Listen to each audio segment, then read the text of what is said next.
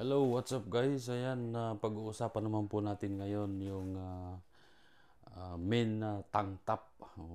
Ayan, ito po yung sando na panlalaki. Kaya po ito Wow. halo po siya kasi tank top po yung nakalagay. Ibig sabihin, pambabae, panlalaki po yung laman nito. Actually, bibihira po yung ganitong item. So, rare build din po to. At factory sold. At ayan, sa kulay pa lang guys, panalo. Actually, 45 kilos. Yan, factory sale po yan na galing ng US. US bill po siya. At ayan, nagre-range po ito. More or less 300 pesos. Mga ganun ang laman.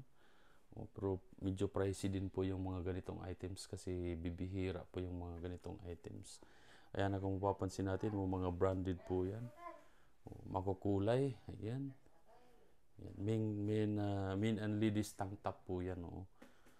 Pero meron po talagang puro ano lang siya, yung purong main lang. Yun po Wow. yung pinaka-rare belt talaga. Mahal po yun talaga.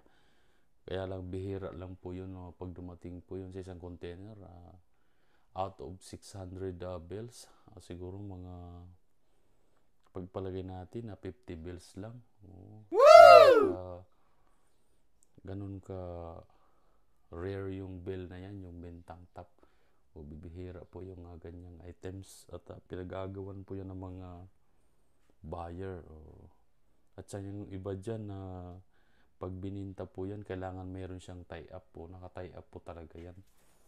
Ibig sabihin ng tie-up, once pag binili mo to yung ganitong items, kailangan mong bumili ng isa pang items or dalawa. Nagdidepende po yan sa supplier kung ilan yung tie-up niya. Ganyan po yung ibig sabihin ng tie-up. Ito po yun ay naka-seld. Ayan, factory seld. 100 pounds, 45 kilos. Ayan, nasa mga 250 pieces more or less. Ayan, main tank tops. Ayan, EIA po yung brand niya. Yung company na gumawa, EIA. Yan po yan siya. Ayan, sa mga gustong magnegosyo dyan ng ganito, bells. Ayan guys, PM lang sa ating page sa mga interesado dyan. PM lang po. Tayo handang tumulong. Ayan, napakakulay niya. Makulay siya, mabago.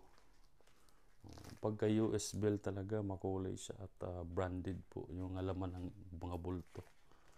Ayan guys. Ayan ganda Maraming mga halos usually mga printed siya. Ayan, thank you so much sa ating panunood. Sa mga interesado dyan, PM lang sa ating feeds. Ayan.